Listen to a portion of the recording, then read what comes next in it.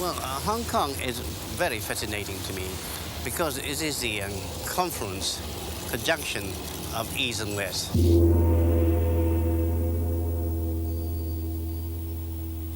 One never knew before Hong Kong became such an important place what would happen when you mix Western capitalism with Chinese capitalism.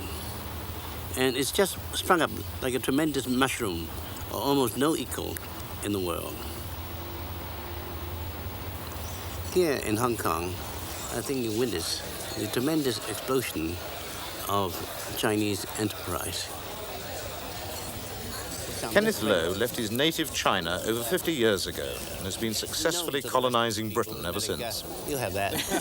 I've got too many piled up now. From his arrival in London in 1936, he has sold 1 million Chinese prints, written over 30 books on Chinese cookery, fronted a television series, and opened his own restaurant called Memories of China. In Chinese, dim sum means a touch of the heart. Really, it's something that warms the cockles of the heart. Small eats, they're all small eats. But now in Europe or America, it's become very popular now because they are very useful to use a starter to a big meal. But this dim sum banquet is our starter to a very big journey. 3,000 miles up the coast of China, by road, rail and sea to Beijing, in the company of food and wine writers, grand masters du vin, gourmets and gourmands, plus a few ordinary tourists. And snacks are never very expensive. Not like Chinese restaurants, can be very expensive, like ours. But dim sum is always very cheap. But the chefs are very expensive, aren't they, for dim sum? That's why not many restaurants serve dim sum, because they can't afford to have expensive chefs and serve cheap dishes.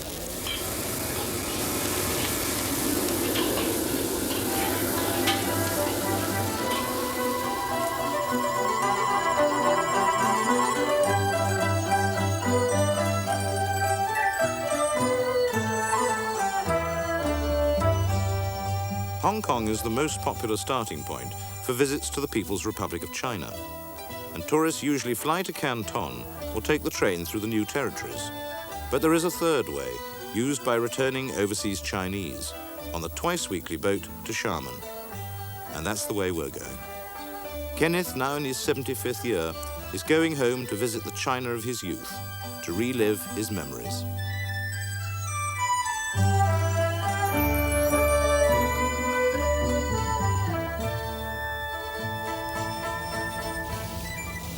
Kenneth is accompanied by one of his daughters, Jenny, and his wife, Anne.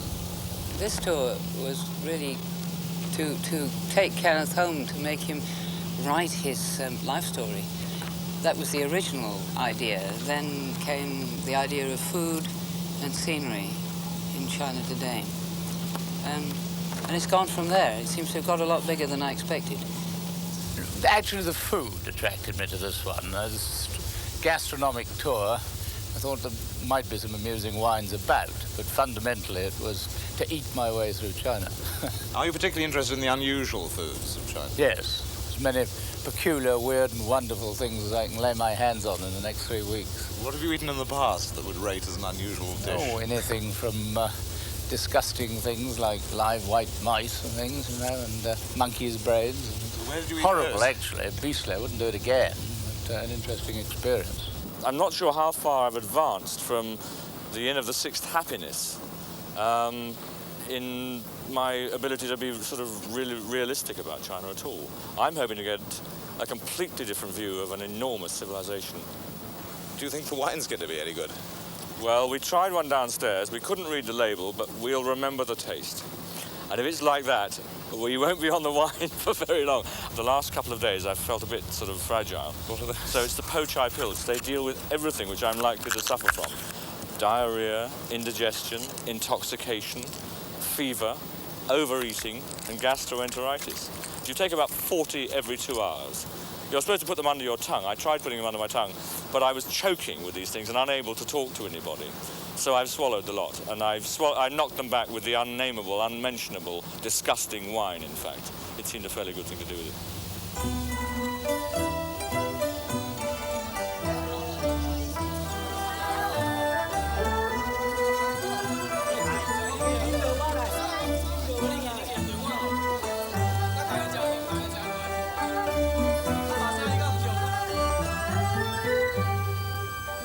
We're very nearly there, I get it. Yeah, it's the first time I've seen the coastline of China, actually approaching the coastline of the Fujian province. On the other side is the Quemoy Islands. The Chinese called Jingmen, occupied by the Chiang Kai-shek nationalists. And over this side is the mainland. They've been lobbing shells at each other. It's only 2 or 3 miles apart. On alternate days for years, because of the strain on the Taiwan Strait between the nationalists and communists. But now it's all quiet on the eastern front. I think the Chinese have realized that it's better not so much to make war, it's all to make money together.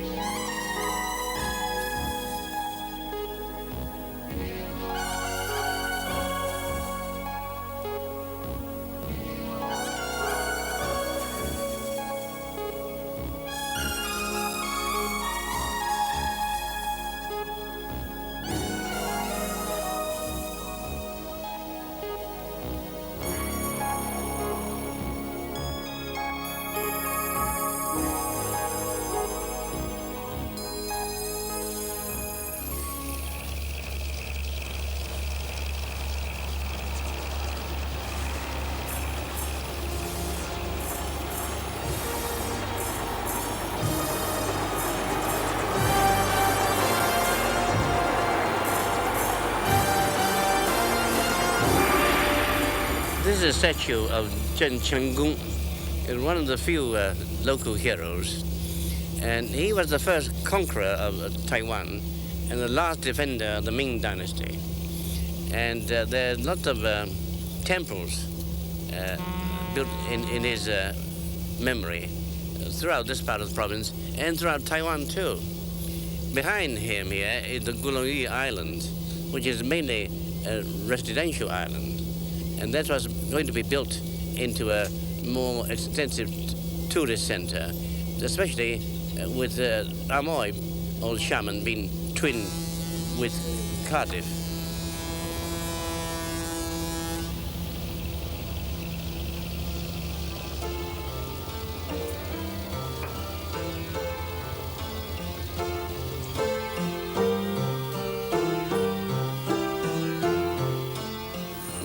The Gulangyu Island used to be jointly administered by the British and the Chinese. And my uncle was in fact the magistrate here for 15 years. And it's an island known nowadays as the island of 500 pianos. A great many concert pianists of China actually come from here.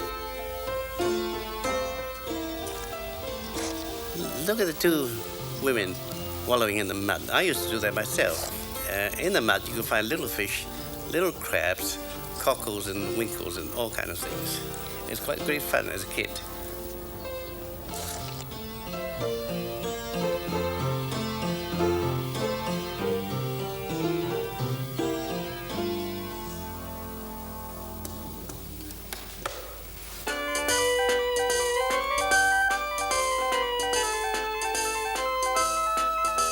The musical taste seems to be changing in China too. So are the musical instruments. Some of these instruments were forbidden, but now they are welcomed. Many of these are being imported from Taiwan and Japan.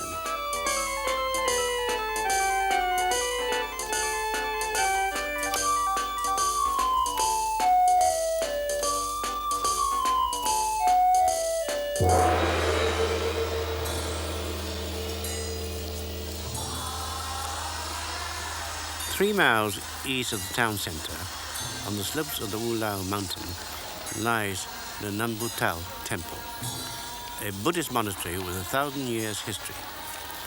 At the time of the Cultural Revolution, all Chinese religions, ancestor worship, Taoism, Confucianism, Buddhism, Christianity, and Islam were all declared superstition. Thousands of temples were ransacked or destroyed. The monks were sent out to work in the fields. Today, the declared policy is one of religious tolerance, and shrines and temples are being repaired. The extent of the restoration is quite impressive.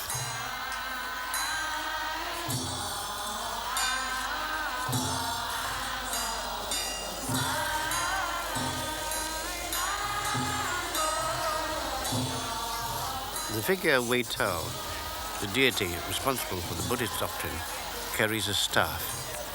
If it points to the ground, it means that the monastery is rich and a weary traveller will be refreshed with food and drink. If horizontal, he must push on again. Luckily for us, he's pointing to the ground, and so we are to enjoy a vegetarian banquet.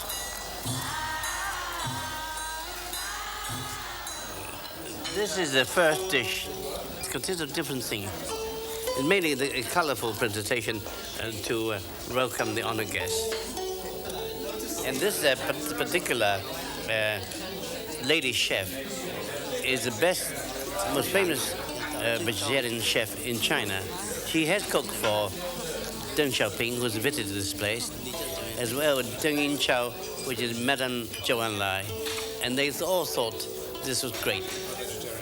I think it's absolutely wonderful. I mean, I discovered we've now had only 3 dishes. I've counted about 11, but I'm told there are only 3 and about 10 to go. I love the names. Glittering lotus from the South Seas. What a name for a dish. The name of this dish is Half Moon Sinking in the River. It's made of winter mushroom with glutens and bamboo shoots. There is a certain ingredient, medicinal ingredient, which, according to them, makes it an extremely nourishing dish. And its title again? We call it delicious cream pearl in fragrance. Marvelous. Marvelous. It's John. What's pearl? This is wonderful. I wanted to film them too. I like the flavours of the 2 seaweeds that we've had, the very black one and this green one. And the textures are very different, which is so much interesting about Chinese food in particular, not just a vegetarian dish. I think it's wonderful. The title of this dish is Drizzles in the Lonely Clouds.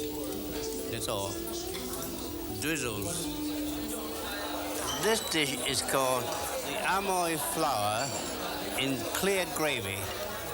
And one thing about this particular chef is that her dishes are all based on a poetical conception, rather than imitations of non-vegetarian dishes which are famous, like ducks. The Chinese are always making ducks and fish and all that kind of thing. And that's what distinguishes her.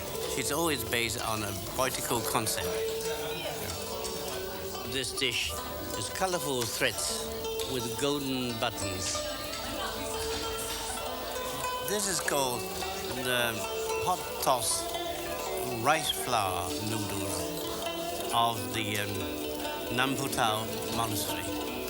Because of the long strands of it, it's meant to reflect longevity. You eat it and you live forever.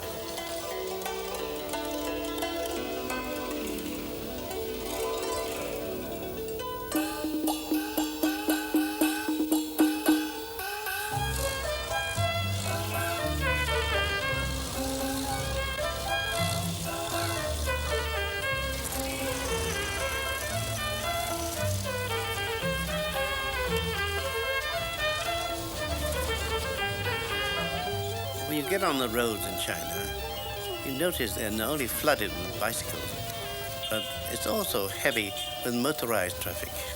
There's much greater mobility in China now. A lot of people come to town to see what's new, to see the overseas Chinese coming in and the Western tourists pouring in too.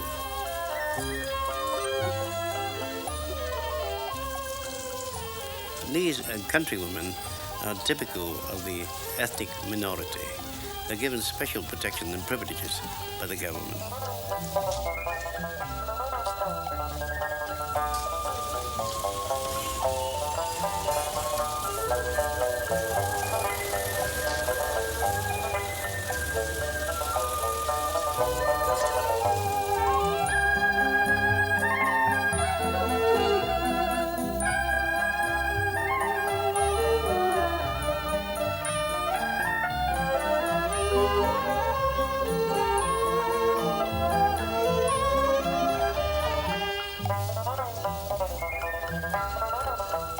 Fujian is a mountainous province, but a great deal of rice is grown in the valleys.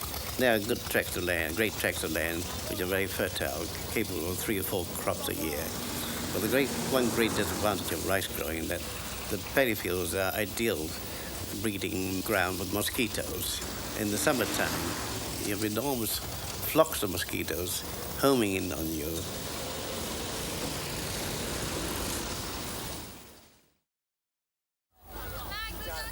We come to the Jimei school. I never realized before that Jimei is such a huge educational complex. It's got kindergartens, schools, colleges, and even the university. And this was all established by the philanthropist Tang Ka-ki. It's a total number of pupils of over 24,000. No wonder when I used to play them in sports, we always found them so extremely strong. They're far greater in number than we were in Fuzhou. Ask the guide and show you how to eat it. Yeah, let him. Oh, no, he's going to prepare you one. He thinks you need it more stripped off, I think. Well, I think he's right, too. Right,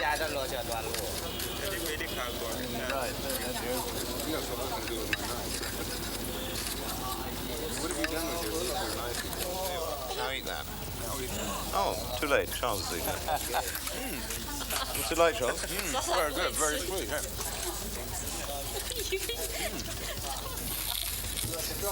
Oh, you're dribbling. Quick critique on that. It's sweet. Very sweet. Oh, is he supposed to do that? Yes, I think so. You can't eat all the fibre. It's full of fibre, but absolutely lovely juice. No, later. I think.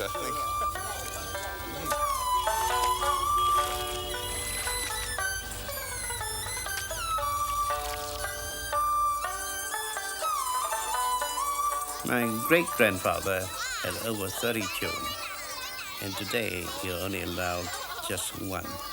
This policy is not strictly enforced, but it's quite evident. And children nowadays are wearing brightly colored clothes as compared to dull, mull suits of 10 years ago.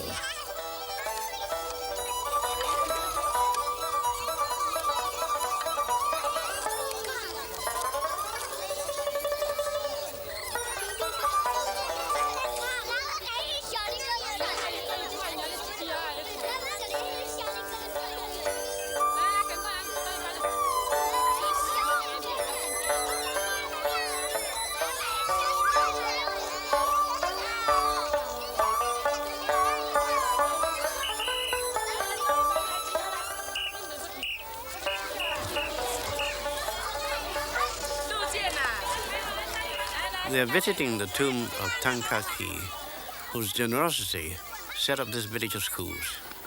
He was born in 1874 and was, like so many of his generation, forced by poverty to seek his fortune abroad. His tomb, which he designed himself, depicts his life. You see, this area is full of monuments to Chinese who went abroad, and they sent money back home to build bridges and even blocks of flats. The overseas Chinese wealth pours back into this province, making it one of the richest areas in China today. When you have such a large number of students and pupils congregated in a limited area, the food is never enough to appease the hunger. And to some extent, even in my school days, we went out to eat all around the school with their cafes and street stalls. And then you can enjoy a far greater variety of food than you normally supplied by the school dining halls. And when we ever used to have some pocket money, we'll go to them and have, especially in this area, all kinds of seafoods.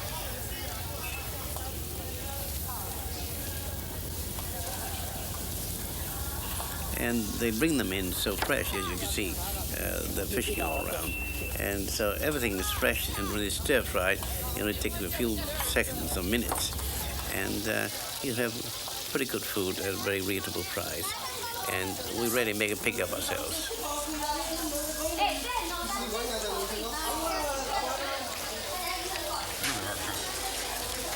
It's superb. You should have another bottle of this wine, too. Or this beer. Beer. Yeah. It's a lot safer to drink it out of the bottle, actually. Yeah. It's filthy nasty. You put in a mound of oysters, right? You must have put in about 60 of them. There wasn't meat on the oysters. Just kept on pouring them in. Well, even if we get hepatitis, there's a pleasure getting it. I think it was a worthy cause.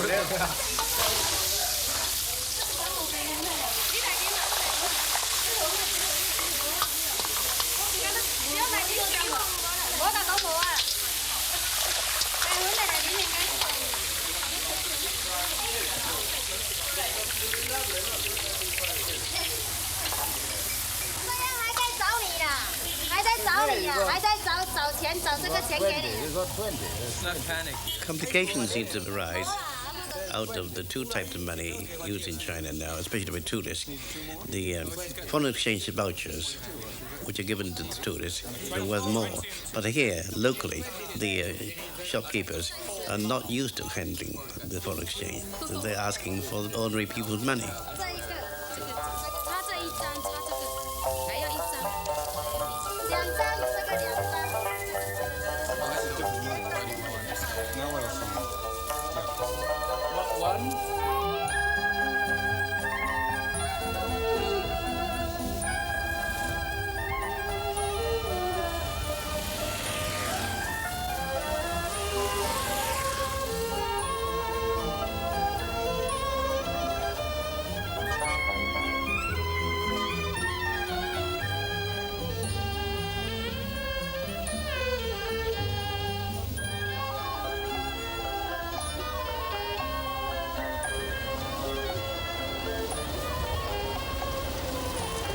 We've only been here 48 hours. What are your first impressions of China? I'm completely overwhelmed. It isn't what I expected, especially this first part of the trip. Hong Kong, I thought, was very, very interesting, and I was ready for that. But this part of the trip, where we're almost the first group of tourists ever to visit, is absolutely fascinating. I'm absolutely fascinated, and it's strange, but people seem to be fascinated by us. It's difficult to get adjusted to, but very marvelous. Are you enjoying this exciting ride? I'm doing a bit of backseat driving. I'm not too happy about the way the driver will insist on overtaking on blind hills. I do find it slightly alarming, but he seems extremely confident, so I'm trusting him.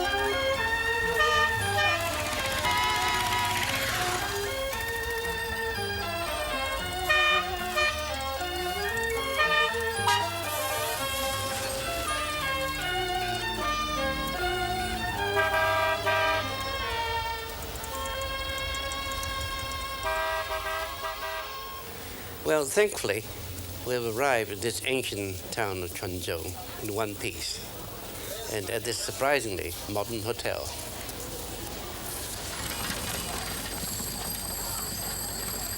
It's a town well known to Marco Polo. It's from here that he sailed back to Europe after 19 years' service in the imperial court in Peking. The port has now been silted up, so nobody could sail from here to anywhere. It seems that for Quanzhou's 140,000 inhabitants, there are 140,000 bicycles, but interestingly, only 20 cars. That's a tricycle hearse on its way to collect its freshly filled coffin. One thing which Marco Polo noticed was that there's quite a big Muslim population in Quanzhou. It still is today, and this is one of China's oldest mosques. It's a beautiful town and also boasts two 700-year-old pagodas, reckoned to be among the finest in China.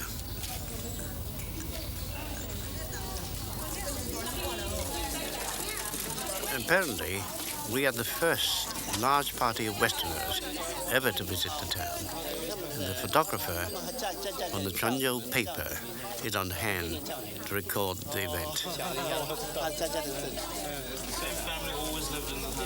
Yeah, several and not separated into several small families. We're even taken into an old house to meet the family.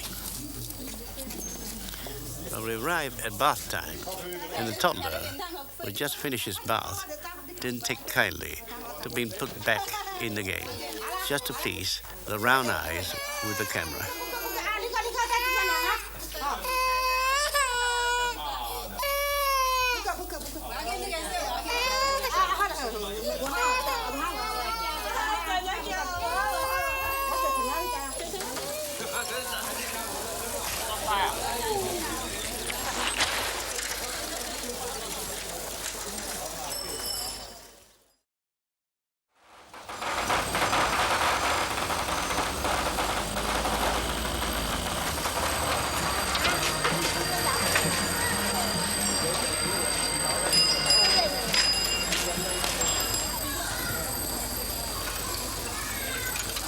And this market's every single day, is it?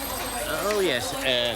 You see, they start very early in the morning at 4 o'clock, and where the fresh produce all come in. And that's why we heard such an enormous hubbub this morning. That's glutinous rice. Can you see those writings on the wall there? Yeah. What it says is that this is a civilized market, and let's keep it that way.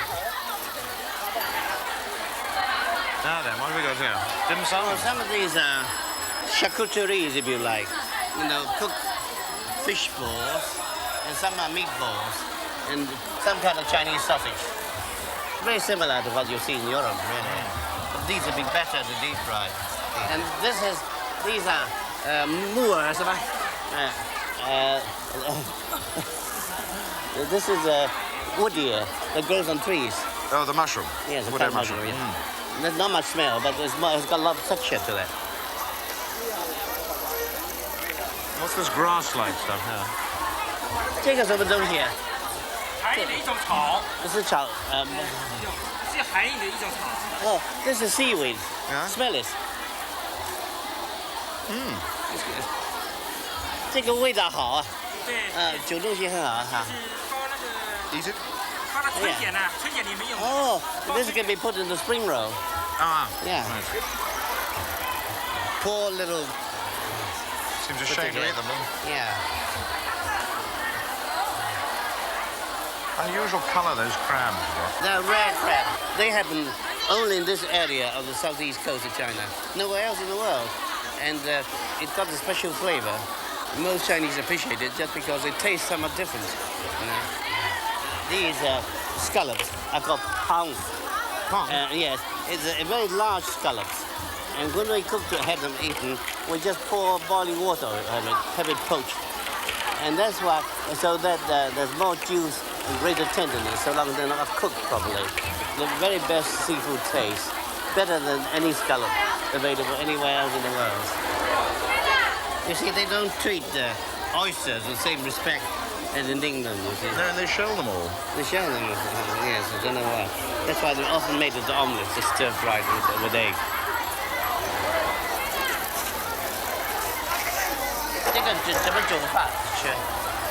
What's it called?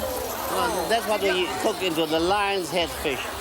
They're deep fried, but the meat is cut off first, except for the head part, you see. So you pile the piece of meat behind after cooking it and dress up the head of the fish. That's why it's called the lion's head fish. Yes. You see how big bamboo shoots are. The bamboo shoots are very large. Most people think they're small. You see the bamboo shoots? Enormous size. And that's so popular in England today, Nambuttow. The Nambuttow, yes. This is something between spring onion and chives. I think we'll hurry past this. It all looks a bit grisly with these ducks' heads. Yes, I think, yeah. I'm never so fond of the meat section. Oh dear, here they're all sitting waiting. Oh dear. It does seem rather cruel to make them sit amongst all this butchery. Coming here, we're really treading in the footsteps of Marco Polo 500 years ago. Because when he came south, after having served 19 years with the great Khan, Genghis Khan and Kublai Khan, he was going home this way. And he stopped in Hangzhou and Quanzhou. And the thing which impressed him more than anything else was the Chinese markets. And exactly what we heard this morning, what we're seeing today.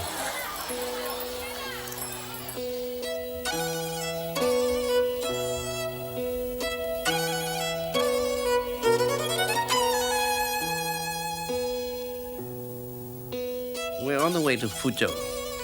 And in my time, hardly any of us who lived in Fuzhou used to come down here because this was bandit-infested country, sort of no-go area.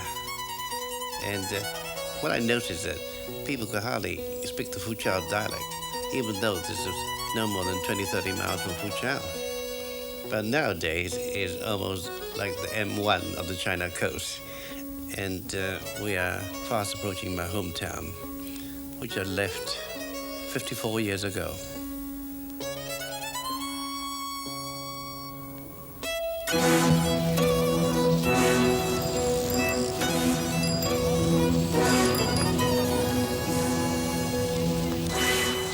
Well, I think I've always been away too long to feel acutely any great nostalgia.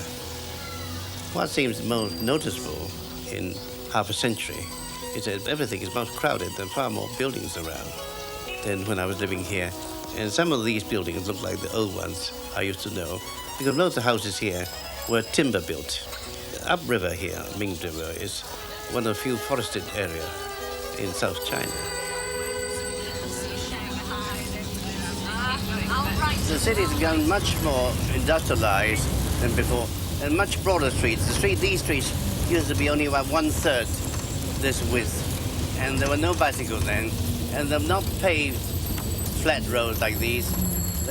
They were single lane pathways paved with stone, and you can't even pull a rickshaw with. So you have simply to walk or ride in sedan chairs.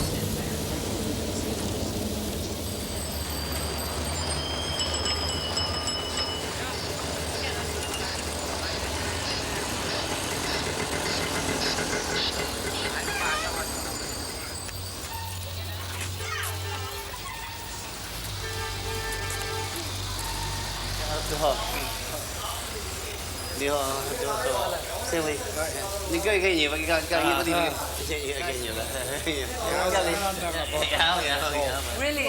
There was one of the greatest snow in your country. Yeah, sorry. Next time you come in summertime. You see, he's on the International Conference of Sea Levels, how to maintain sea level. So he was in London just a few weeks. This gentleman too? No. You were. He's a physics professor. And all these are gentlemen about my time or just after my time, you see. We're all getting somewhere then these days.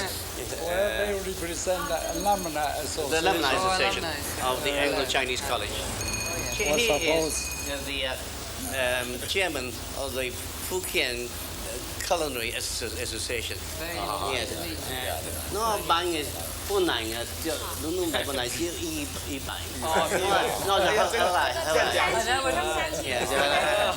长山鸡炒饭，长山鸡家乡的。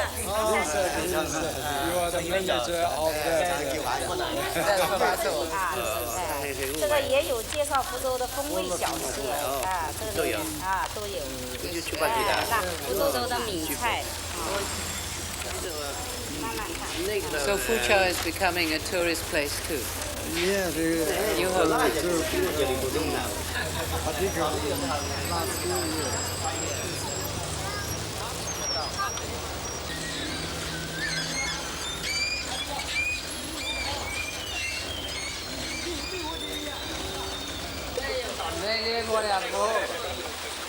The whole crowd of people down there digging up the bottom of the canal on a Sunday morning. And this community work is partly to clean the canal and partly also to obtain the mud as fertilizers to use in their market gardening.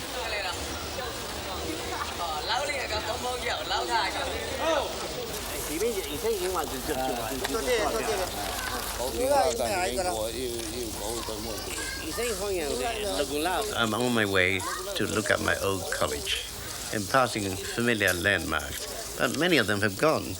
The Fuzhou Club is gone. The British Consulate is gone. Even the tennis court's not there anymore. And the only thing that remains, which can be seen, which is exactly the same as it used to be, is the Ming River. No, I think it's really cool. No, I think it's really cool.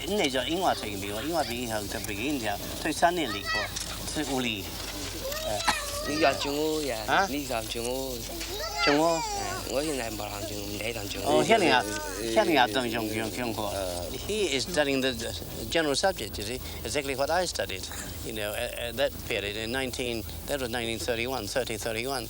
And in the heat of summer, you've got to do 3 exams, all of them having 12 to 13 subjects, and all concentrated at the end of June, early part of July. It's the same system today? Well, it's fairly similar. In the end, it's very similar. But the one thing we don't study now here is that we used to have a Kuomintang subject called the Three People's Principle, heading out to take Samignoye.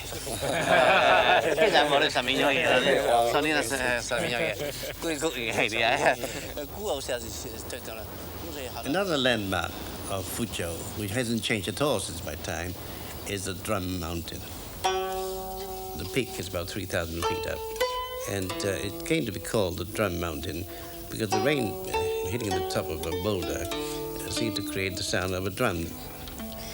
And 3/4 of the way up is the Yunchuan Monastery, one of the biggest in South China. This monastery used to house 3,000 or 4,000 monks.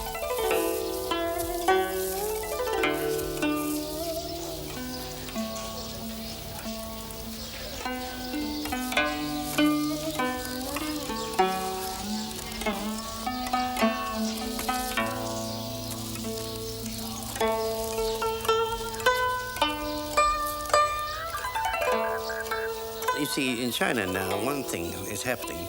Not only there are tourists from abroad, but the Chinese themselves are moving around in vast hordes to visit places which they've read about or heard about, but never been before.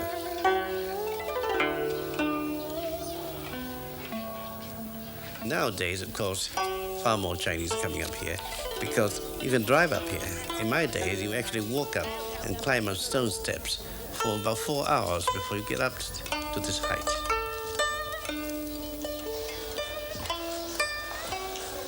One of the functions of the monastery is not only to act as a sanctuary for people, but also a sanctuary of all living things. For example, there's a pond, the fish ponds, where the fish are brought there and to live the natural length of life. And outside, there are also sanctuaries for cattle and ducks and geese, all left there to live the natural length of life. People are supposed to come here to do good things to all living things. But my grandmother used to come here and put the gilt on the huge Buddhas inside. That also is considered a good deed.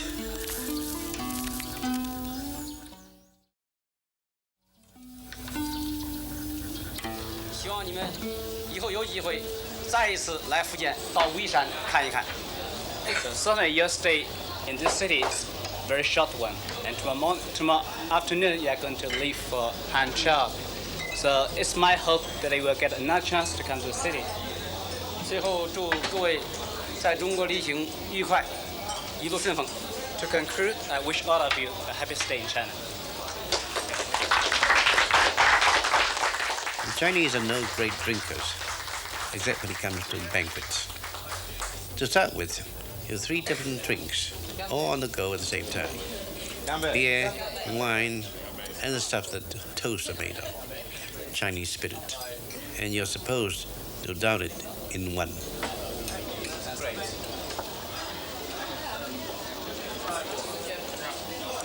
Tastes good?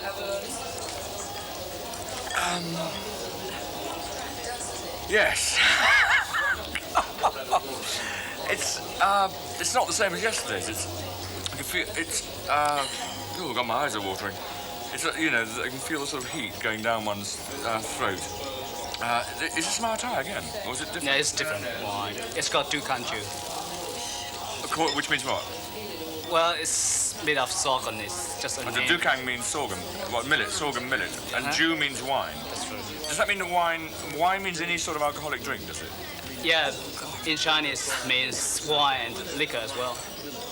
I can't say any more. I shall have to have a drink of water in a moment. Yeah, This is going to go on all night, isn't it? Fujian cooking may not be one of the major cuisines of China. It's got many distinctive qualities. One is the use of seafood, making fish balls, and also the use of doe-skin wrappings made of meat. And they often use wine quite heavily in their stir-fry cooking. What is the red cooked part of this drunken chicken? Well, what do you say? This, It's a ground up pepper. no, this the leftover of the wine. You use the rice. Oh, the lees of the rice wine. Right. I see. Is it kept in earthenware jars or something for a long time? So it's oxidized. It's like sherry. Well, I think so, because but in China, all the rice wine are this color. God, I can drink a lot more of that. It's like dry chocolate. It's going to taste like chocolate, like cocoa, but no sugar. It's very dry. It's rather good. Could somebody find out what these are, please? Looks like melted piano keys.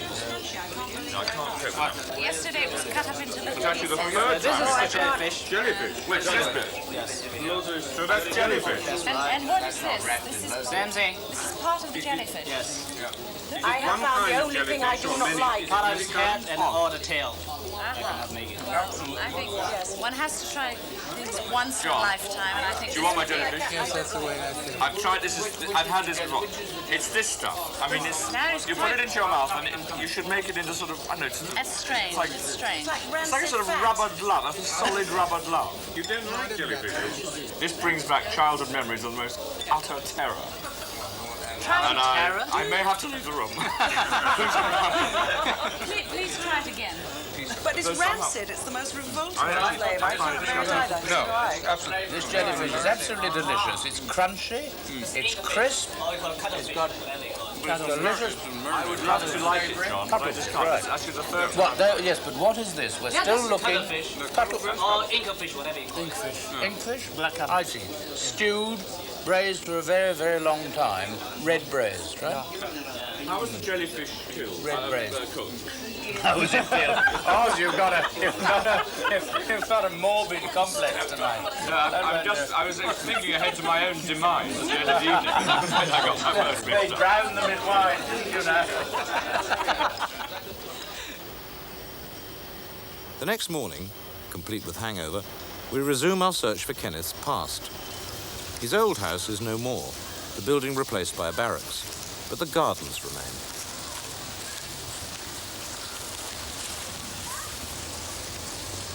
Well, Hilary, I'm absolutely surprised that this tree is still standing so prosperous. I just looked out my window every day and saw this tree. And it's now a protected tree under the Fuzhou Forestry Preservation Order. And this was on record having been planted in 1840. And now it's 33 meters high and nearly just under 1 meter thick. Let's compare with this. I'm actually a young man. And we used to have two other trees of equal height, but they're so easy to scale that we built a tree house up there.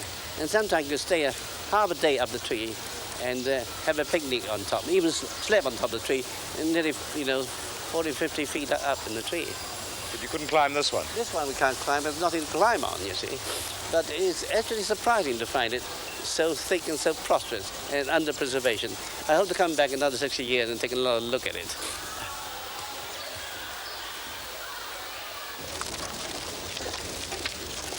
You see, the word up there. Our old house, it was nothing less than a huge mansion with 25 rooms at least. we used to have perhaps a dozen or 27s, and 3 or 4 rickshaws and sedan chairs. And we've got quite a garden in front. In the back we had the high trees, but in front we have pomelo trees, which grow these grapefruit-like fruits. But I've never seen our new house where we moved to after we dished out from our old mansion. And that's where we're going now.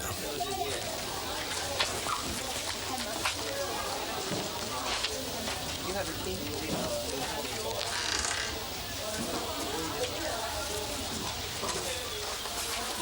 It's not all that bad.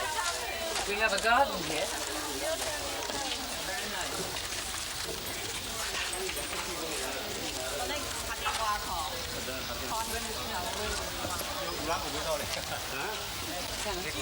Where are the presents? Oh, it's in the car. We bring it, not so soon. Yes, you can get the present.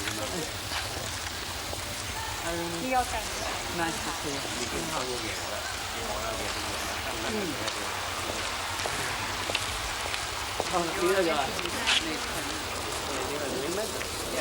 That's hello, nice to meet you. That is Suk. Suk. And Irene. Jung is the judge. Jung is the judge, yes. He's the judge. Yes, and second cousin, third cousin. Hello. And you, Chuck. Yeah. Actually, this house doesn't seem all that bad. It seems rather slummy from outside. This would be a suitable house in St. John's Wood. And over there is the tomb, burial ground of the whole family. Over here? Yeah, you see up there.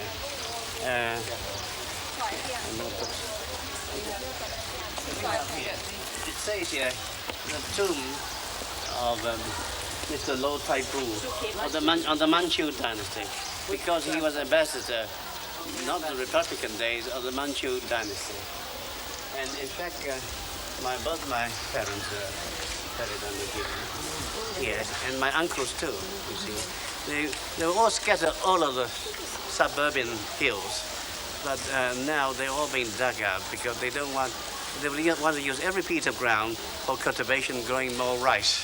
So we got all our ancestors gathered together and buried in the urns. Under here. Oh, in urns. In urns. Oh, they were burned. Yes. Yeah. They're not burned.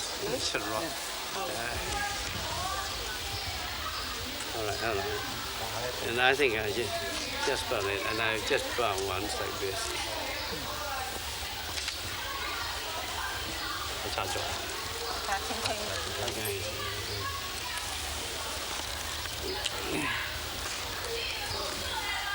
All right.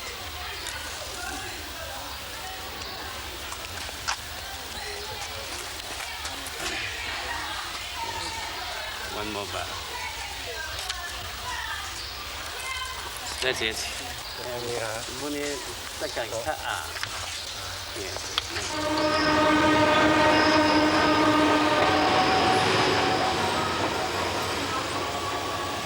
The next day, we're to take our first train journey, and it's a big one, 24 hours.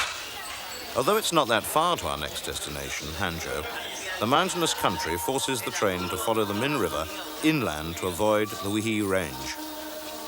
And what a train it is, drawn by a vast steam locomotive of the March Forward class, which was only built in 1984 at Datong. China still makes over 400 steam trains every year. The 3,000 horsepower it produces is needed to drag the 14 coaches uphill for the first 8 hours, by way of a single track with strategic passing points.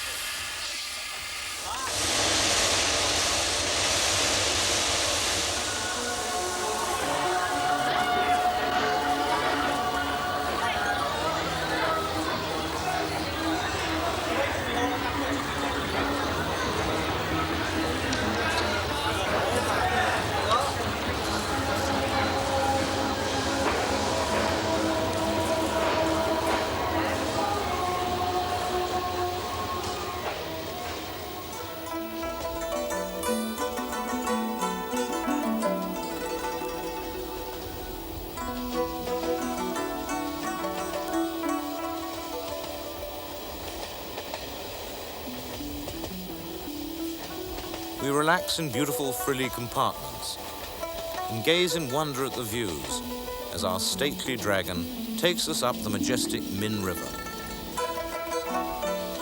We've only covered about a third of our journey so far, and Beijing is still 2,000 miles away.